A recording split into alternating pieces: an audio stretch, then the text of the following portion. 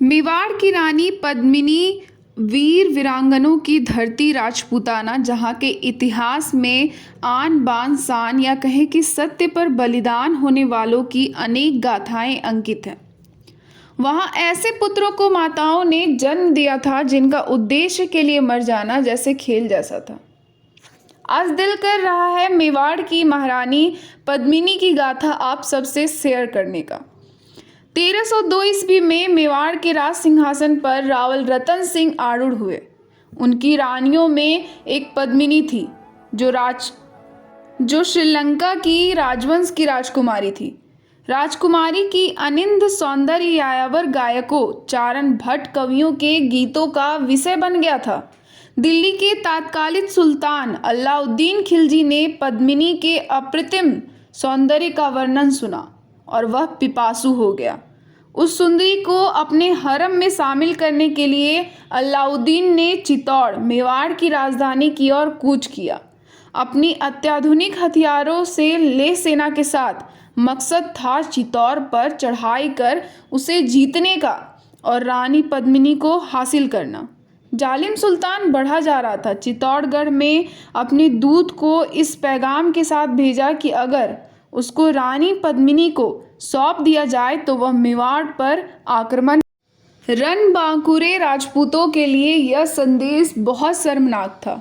उनकी बहादुरी कितनी ही उच्च स्तरीय क्यों ना हो, उनके हौसले कितने ही बुलंद क्यों ना हो, सुल्तान की फौजी ताकत उनसे कहीं ज़्यादा थी। रणथंभौर के किले को सुल्तान हाल में ही फतह कर लिया था। ऐसे में बहुत ही गहरे सोच का विषय हो गया था सुल्तान का यह घृणित प्रस्ताव, जो सुल्तान की कामुकता और दुष्टता का प्रतीक था। कैसे मानी जा सकती थी यह शर्मनाक शर्त? नारी के प्रति कामुक नराधम का यह रवैया क्षत्रिय के खून खौला देने के लिए काफ़ी था। रतन सिंह जी ने सभी सरदारों से मंत्रणा की कैसे सामना किया जाए इस नीच लुटेरे का, जो बादशाह के जामे में लिपटा हुआ था। कोई आसान रास्ता नहीं सूझ रहा था। मरने मारने का विकल्प तो अंतिम था। रानी पद्मिनी न केवल अनुपम सौंदर्य की स्वामिनी थी, वह एक बुद्धिमता नारी भी थी। उसने अपने विवेक से स्थिति पर गौर किया और एक संभावित हल समस्या का सुलझाया। अलाउद्दीन को जवाब भेजा गया कि वह अकेला निरस्त्र गढ़ में प्रवेश कर सकता है, बिना किसी को साथ लिए। राजपूतों का वचन है कि उसे किसी प्रकार का नुकसान नहीं पहुंचाया जाएगा। हाँ, केवल रानी पद्मिनी को देख सकता है, बस उसके पश्चात उसे चित्तौड़ छोड़कर जाना होगा। जहां कहीं भी उम्मीद कम थी कि इस प्रस्ताव को सुल्तान मानेगा, किंतु आश्चर्य तो तब हुआ जब दिल्ली के आका ने इस बात को मान लिया। निश्चित दिन को अलाउद्दीन पूर्व के चढ़ाईदार मार्ग के किले के मुख्य दरवाजे पर चढ़ा और उसके बाद पूर्व दिशा में स्थित तक पहुंचा। अपने वादे के मुताबिक वह नितांत अकेला और निरस्त्र था। पद्मिनी के पति रावल रतन सिंह ने महल तक उसकी आगवानी की।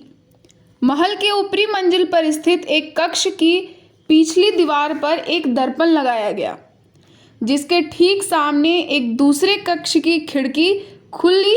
दीवार पर एक दर्पण लगाया गया जिसके ठीक सामने एक दूसरे कक्ष की खिड़की खुल रही थी। उस खिड़की के पीछे झील में स्थित एक मंडपनुमा महल था, जिसे रानी अपने ग्रीष्म विश्राम के लिए उपयोग करती थी। रानी मंडपनुमा महल में थी, जिसका बिंब खिड़कियों से होकर उस दर्पण में पड़ रहा था। अलाउद्दीन को कहा गया कि दर्पण में झांके। हक्के बक्के सुल्तान ने आईने की जानिब अपनी नज़र की और उसमें रानी का अक्स उसे दिख गया। तकनीकी तौर पर उसे रानी साहिबा को दिखा दिया गया था। सुल्तान को एहसास हो गया कि उसके साथ चालबाजी की गई है, किंतु बोल भी नहीं पा रहा था। मेवाड़ नरेश ने रानी के दर्शन कराने का अपना वादा जो पूरा किया था, और उस पर वह नितांत अकेला और निरस्त्र भी तो था। परिस्थितियां असामान्य थी। किंतु एक राजपूत मेजबान की गरिमा को अपनाते हुए दुश्मन अलाउद्दीन को ससमान वापस पहुंचाने मुख्य द्वार तक स्वयं रावल रतन सिंह जी गए। अलाउद्दीन ने तो पहले से ही धोखे की योजना बना रखी थी।